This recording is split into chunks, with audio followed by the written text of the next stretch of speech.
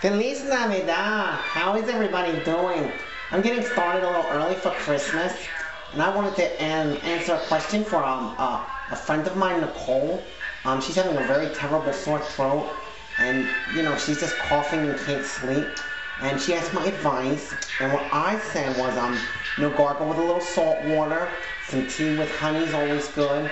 And please know I understand your cock addiction. I have one myself. I've been filled with more cream than an eclair, baby.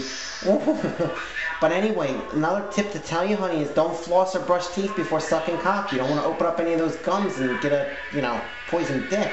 But anyway, sweetheart, I hope you're doing good. Buenos noches. Wow.